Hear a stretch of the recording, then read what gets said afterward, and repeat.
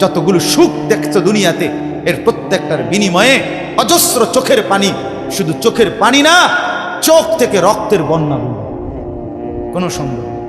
খেয়াল করেন কোরআনের আয়াত, প্রত্যেক পাপী নাফরমান, আল্লাহর বন্দিগি করে নাই, ওযু, নামাজ, রোজা, হজ, জিকির, তেলাওয়াত কিছুই করে নাই, হালাল উপার্জন করে নাই, আল্লাহর নাফরমানির মধ্যেই জিন্দেগি কাটাইছে। গান, বাদ্য, নাচ, জিনা, ব্যভিচার, মদ, জুয়া, সুদ, ঘুষ, অশ্লীলতা, বেহায়াপনা, এই নাফরমানির মধ্যে জিন্দেগি কাটাইছে।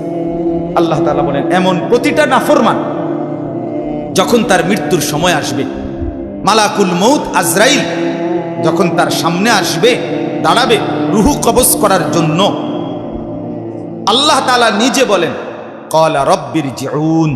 প্রত্যেক নাফরমান পাপী তখন আল্লাহকে বলবে, আল্লাহ আমাকে কিছু সময়ের জন্য দুনিয়ায় ফেরত দেন, দুনিয়ায় থাকতে দেন।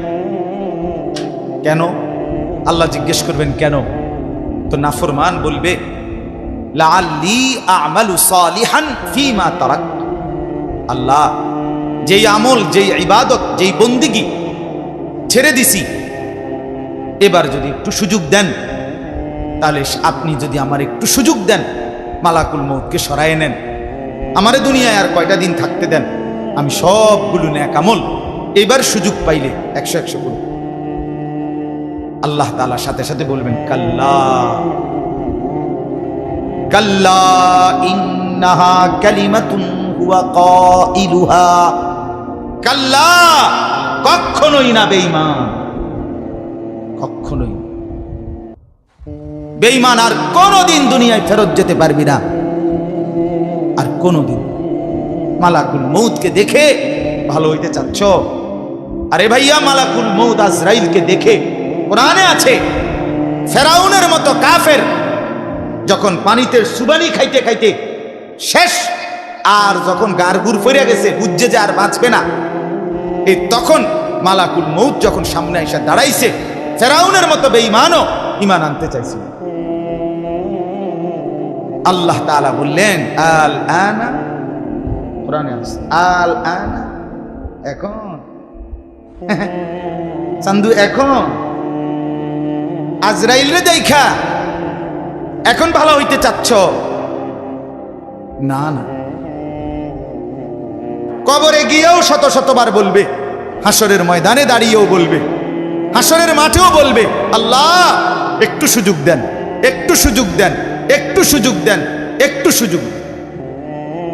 আল্লাহর কসম, এবার আসেন, কোরআনে আছে, জাহান্নামের মধ্যে যখন নিক্ষিপ্ত হবে, জাহান্নামের ভীষণ আগুনের মধ্যে নাফরমান তখনও আল্লাহর কাছে চাইবে, রব্বানা আখরিজনা না'মাল সালিহান। আল্লাহ, জাহান্নামের এই ভীষণ আযাব থেকে আমাকে একটু বাঁচান, আমাকে একটু বের করেন, আমাকে একটু দুনিয়ায় যেতে দেন, না'মাল সালিহান, আমি সবগুলো নেক আমল এবার যেতে পারলে করব। আল্লাহ তাআলা বলবে, না না, আওয়ালাম নুআম্মিরকুম মা ইয়াতাযাক্কারু ফীহি মান তাযাক্কারা। আমার বান্দা, যেতটুকু হায়াত দিলে নেক আমল করা যায়, যেতটুকু হায়াত দিলে জান্নাতে যাওয়া যায়, এদ্দুর হায়াত দিয়েই আমি তোমার এই দুনিয়া থেকে কবরে আনছি, কবরে এনেছি। আমি ওই পরিমাণ সুযোগ দিছি, ওই পরিমাণ সুযোগ দিয়েই তোমাকে আমি কবরে এনেছি। কথা বুঝছেন? যাকে আমি সুযোগ দেই নাই, তাকে আমি জাহান্নামও দেই। তার মানে কোন নাবালেগ বাচ্চাকে আল্লাহ তাআলা জাহান্নামে দিবেন। 8 বছরের বাচ্চা, 10 বছরের বাচ্চা, 6 বছরের বাচ্চা, 11 বছরের বাচ্চা, 12 বছরের বাচ্চা, যত দুষ্টামি করুক, তারে আল্লাহ তাআলা জাহান্নাম দিবে না। জাহান্নাম হিসাব ওই দিন থেকে, বালেগ হয়েছে যেদিন থেকে গোসল ফরজ হয়েছে ছেলের, পুরুষের, যেদিন থেকে কোনো মেয়ের মাসিক ঋতুস্রাব শুরু হয়েছে, ঠিক ওই মিনিট থেকে হিসাব শুরু। এরপর থেকে বাঁচছে যতদিন, হিসাব হবে তত। কথা বোঝেন না? এতটুকু। এর আগে যাকে আল্লাহ মৃত্যু দিছে, তারে আল্লাহ তাআলা জাহান্নাম দিবেন। আল্লাহ তাআলা বলেন, যেদ্দুর হায়াত দিলে নেক আমল করা যায়, বন্দিগি করা যেত, অদ্দুর হায়াত দিয়েই, সুযোগ দিয়েই আমি তোমাকে কবরে এনেছি, তুমি গুরুত্ব দাও নাই, এই জন্য আজ জাহান্নামে আসলা, আরেকবার ফেরত যাওয়ার কোনো সুযোগ নেই। এই জন্য প্রিয় ভাই আমার, বাপ আমার, আমরা প্রত্যেকেই শুধু সামনে কুরবানি, বিষয় শুধু এটা নিয়ে না, বিষয় আমাদের পুরা জিন্দিগি নিয়ে। আমাদের এই কথা, আমাদের এই বয়ান, আমাদের এই বলা, আপনাদেরকে কথা মনে করাই দেওয়া, আপনারা মুসলমান। আপনারা যারা ভিতরে বসছেন, যে কয়জন জওয়ান ছেলে বসছো ভাই, আপনাদেরকে বলি ভাই, সবাই মনে মনে একবার ইনসাফের সাথে আল্লাহকে সাক্ষী রেখে মনটা দিয়া একটাবার ভাবেন, আপনি মুসলমান, আপনি আল্লাহর বান্দা, আপনি প্রিয় নবী সাল্লাল্লাহু আলাইহি ওয়াসাল্লামের উম্মত। এবার আপনি ভাবেন আল্লাহ এবং তার রাসূলের কি কি হুকুম আপনার মধ্যে আছে আর কি কি নাই, কি কি নাই, ইনসাফের সাথে বলেন, নিজের মনকে নিজে প্রশ্ন করেন। আল্লাহ নবী সাল্লাল্লাহু আলাইহি ওয়াসাল্লাম বলছেন, ইস্তাফতি কলবা, নবীর হাদিস, আমার উম্মত তুমি তোমার অন্তরকে প্রশ্ন করো, তোমার অন্তরকে তুমি জিজ্ঞাসা করো, তোমার দিল কি বলে, তোমার দিল কি বলে, তোমার অন্তর কি বলে, দিল কি বলে। এজন্য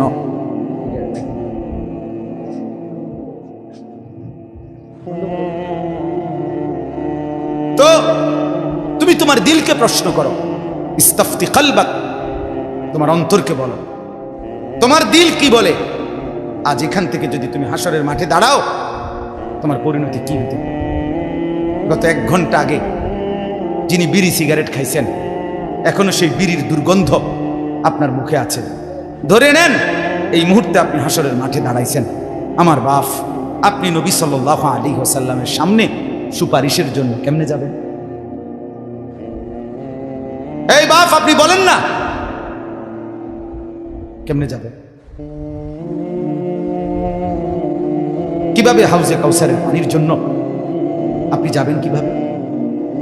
নবী সাল্লাল্লাহু আলাইহি ওয়াসাল্লাম বলবেন, উম্মত তুমি জানো না, আমি পেঁয়াজের গন্ধ পর্যন্ত সইতে পারি না, আমি কাঁচা রসুনের গন্ধ সইতে পারি নাই, আমি নিষেধ করছি আমার উম্মত, আমার সাহাবীদেরকে পর্যন্ত কাঁচা পেঁয়াজ, কাঁচা রসুন খেয়ে মসজিদে আইসো না, ফেরেশতা কষ্ট পায়, আল্লাহর বান্দা কষ্ট পায়। তুমি কি সেটা শুনো নাই? কেমনে তুমি এই দুর্গন্ধযুক্ত এই মুখ নিয়া আল্লাহ নবীর সামনে দাঁড়াবেন? বলেন, ইনসাফের সাথে বলেন। ভাবেন বাপ, এরকম একটা একটা করে ভাবেন। আজকের সারা দিনে যে কয়জন ভাই আপনারা 1 ওয়াক্ত নামাজ পড়লেন না, ফজর, জোহর, আসর, মাগরিব, এশা, এখন রাতের 11টার উপরে বাজে। আমার বাপ, আপনি বলেন তো, এই মুহূর্তে আপনি হাসরের ময়দানে যদি দাঁড়ান, আপনি কি বলবেন আল্লাহকে? আল্লাহ তাআলা জিজ্ঞেস করবে, বান্দা তোমার কি শরীর অসুস্থ, এই কারণে নামাজ পড়ো নাই? আপনি কি বলবেন? আল্লাহ, আমার খুব জ্বর, আমার সর্দি, আমার মাথা ব্যথা, আমার পেটের অসুখ। কি কারণ বলেন? এই ভাই, এই আপনারা বলেন না কেন আজকের দিনে কি কারণে নামাজ পড়েন? বলেন, কি বলবেন আল্লাহকে? মুসলমানের বাচ্চা, তুমি কি বলবা সেটা বলো, বলো আল্লাহকে কি বলবেন আপনি বলেন। ইয়া আইয়ুহাল ইনসানু মা গাররাকা বিরাব্বিকাল কারীম। রব্বুল আলামিন বলে, হে মানুষ, আমার মতো দয়ালু মনিব থেকে কে তোমারে ভুলাইয়া দিল? এতটা মেহেরবান মাওলা আমি আল্লাহ, গোটা আসমান দিয়ে, জমিন দিয়ে, চাঁদ দিয়ে, সূর্য দিয়ে, কখনো রাত, কখনো দিন, কখনো আলো, কখনো অন্ধকার, কখনো রোদ, কখনো বৃষ্টি, কখনো আলো, কখনো বাতাস, কখনো সকাল, কখনো দুপুর, কখনো বিকাল, এত কিছু দিয়ে আমি রব্বুল আলামিন তোমাকে লালন করছি, পালন করছি। বান্দা, এমন দয়ালু মনিব থেকে কে তোমারে এর চাইতে বেশি প্রলোভন দিয়া ভুলায় দিল? কে বলেন? আল্লাহকে বাদ দিয়ে কার কাছে কি পেলেন? কথা বলেন না, বলে ভাই, বলেন। আল্লাহকে বাদ দিয়ে কারো কাছে কিছু বেশি কিছু পেয়েছেন? কেন আল্লাহকে ভুলে গেলেন? কেন?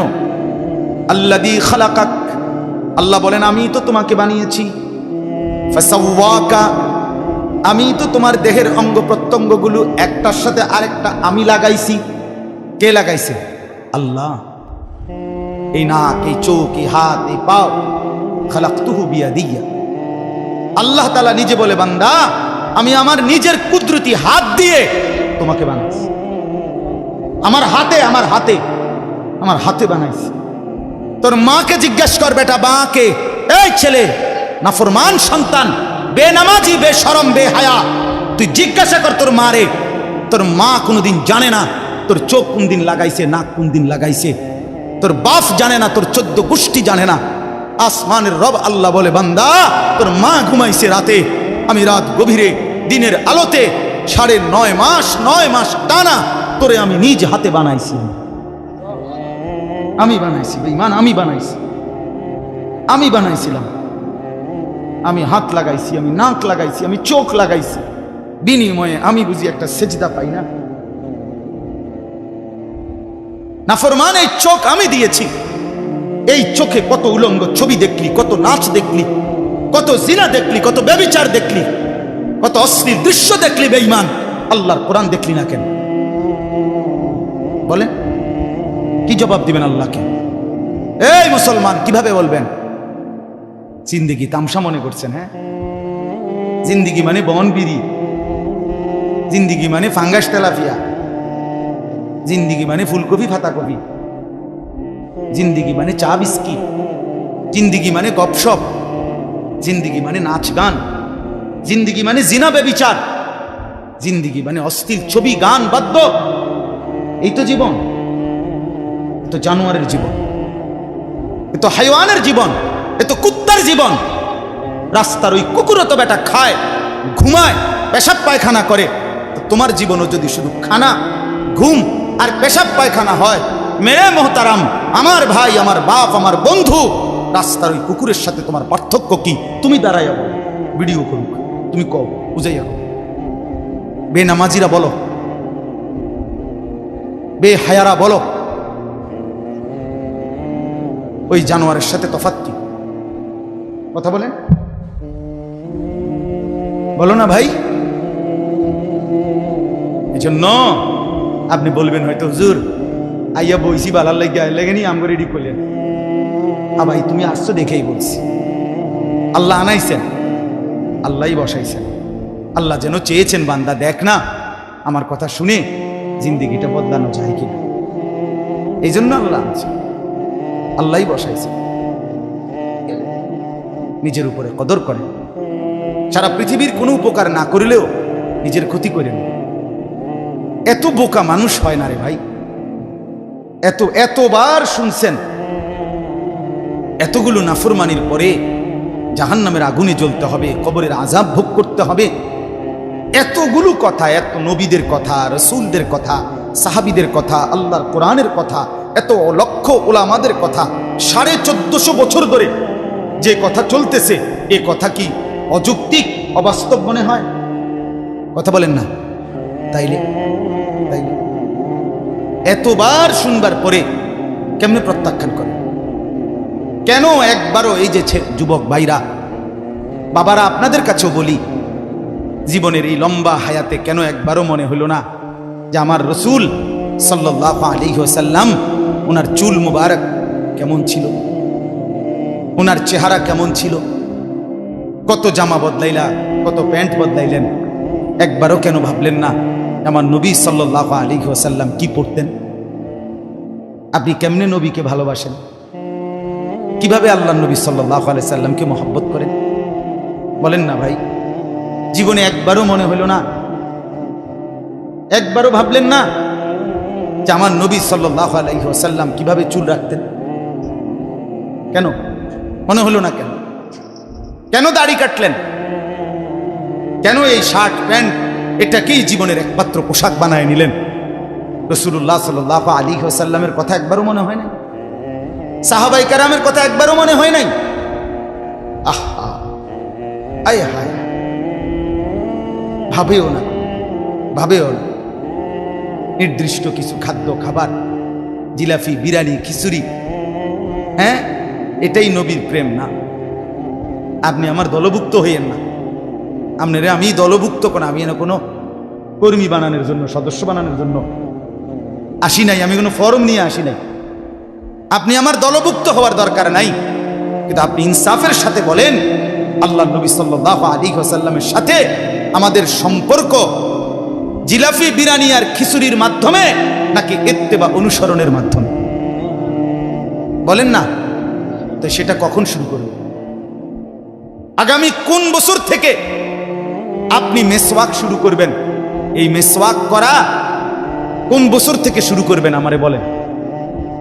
আল্লাহ নবী সাল্লাল্লাহু আলাইহি ওয়াসাল্লাম যেদিন ইন্তেকাল করে রবিউল আউয়াল মাসে সোমবার, আল্লাহর কসম, রব্বে কাবার কসম, বুখারী শরীফের হাদিস, নবীজির শেষ আমল এই পৃথিবী থেকে যাওয়ার সময় ইন্তেকালের পূর্ব মুহূর্তে নবী শেষ যেই কাজটা করতে করতে বিদায় নিছেন সেটা হলো নবী মিসওয়াক করছেন।